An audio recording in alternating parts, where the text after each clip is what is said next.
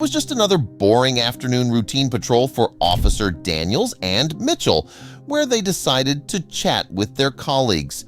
Their conversation was interrupted when an elderly woman fell in front of them. However, instead of helping, Officers Daniels and Mitchell couldn't stop themselves from laughing. But their laughter was short-lived. After laughing, they soon found out who this mysterious woman was the mother of and how much trouble they would be because of it. Who exactly was the elderly woman? Should they apologize for their behavior? And most importantly, would they truly lose their job if they didn't? But before we start, smash the like button and make sure to subscribe if you haven't, and hit that notification bell so that you won't miss any new stories. When Officer Daniels and Michelle first joined the police force, they were eager, young recruits ready to uphold the law and serve their city. However, that changed as their valor and honor had dulled into the men they were now. Men who would laugh at a woman falling instead of helping her. The boring routine patrols and petty crimes seemed redundant to them.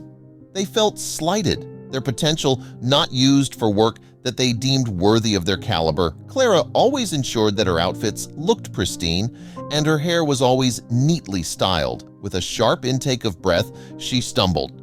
As she fell, the bag on her shoulder also tumbled to the ground, releasing most of its content for everyone to see. Leaning against the building, Officer Daniels and Mitchell were only a stone's throw away from where Clara fell. The thing they did next would change the course of their career forever. Instead of rushing to her aid after hearing her slightly panicked yelp, the two men did something unthinkable. An inappropriate chuckle escaped from Officer Daniels' lips. But this was not the worst, as Officer Michelle released a roar of laughter. Poor Clara, who had hurt herself slightly from her skin scraping against stone, tried to push herself off the floor. Daniel remarked, a smirk playing on his face. Mitchell, playing along, responded to this, grinning. A literal trip down memory lane. As they exchanged jokes, they didn't see the disapproving stares of onlookers as a small crowd formed around the incident. A young woman rushed forward toward Clara, gently turning her over and checking to see if she had any injury.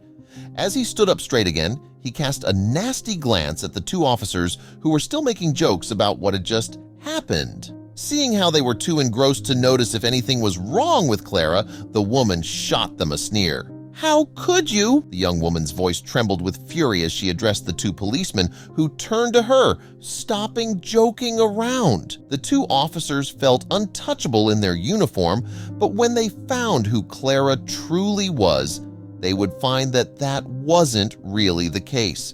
She continued, "Is this the kind of protection and service we're supposed to expect from you?" She spat. Officer Michelle was the first to open his mouth and asked, "Who is she?" to Officer Daniels, keeping his voice low to avoid drawing attention to it. Officer Daniels merely shrugged, his usual confident demeanor wavering. "I don't know, but I have the feeling that we need to find it out." In the meantime, Clara was gently escorted to a nearby bench. Concerned bystanders tried to make her feel comfortable and were tending to the small scrapes on her skin. As Clara sat on the bench, nursing her minor injuries, a storm of emotions raged within her. The laughter of the officers echoed in her ears, their faces etched in her memory. Over the years, she had noticed the dwindling number of officers patrolling the streets. The city was growing, and with it came new challenges. Crime rates were on the rise, and the police force seemed stretched thin. She understood the pressures they were under, the long hours and the thankless tasks. By the next morning, the incident had become the talk of the town. Coffee shops, grocery stores, and street corners buzzed with hushed conversations. As days turned into weeks, the initial shock of the incident gave way to a growing discontent. The community's trust in the police force, once unshakable, began to wane. Parents cautioned their children to be wary, and elderly residents like Clara felt a pang of unease at the sight of a police car. The city had a rich history of revering its officers. They were seen as heroes, protectors of the peace, and upholders of justice. The city mourned the loss of its once pristine image of the police force, yearning for a time when officers were symbols of hope and trust. When Officers Daniels and Mitchell stepped into the precinct the next day, the atmosphere was noticeably different. The usual morning banter was absent. replaced by a heavy silence. As they made their way to their desks, they could feel the weight of many eyes upon them. The usual nods of acknowledgement were missing, and in their place were cold, distant stares. As the day wore on, it became clear that Daniels and Mitchell had been branded the shameful duo of the precinct. Their actions had not only embarrassed themselves, but it also cast a shadow over the entire. The weight of the situation pressed heavily on Daniels and Mitchell. Their earlier indifference had transformed into a gnawing anxiety. Back at their desks, officers Daniels and Mitchell immediately booted up their computers. They accessed the city's database, hoping to find any information on Clara. Despite their exhaustive efforts, Clara's identity remained elusive. She was like a ghost, present in their memories, but absent from all records. Exhausted and on the verge of giving up, Daniels decided to take a break and wandered into the precinct's archives. Amidst the dusty shelves and old case files, a yellowed newspaper caught his eye. Curiosity piqued and he began to skim through it. As he flipped the pages, an article grabbed his attention. The headline hinted at a significant event from years ago, and as he read on, he realized he might have stumbled upon a crucial piece of the puzzle. Hastily, Daniels rushed back to their shared desk, the old newspaper clutched tightly in his hand. "Mitchell, you need to see this." The article detailed a community event from decades ago,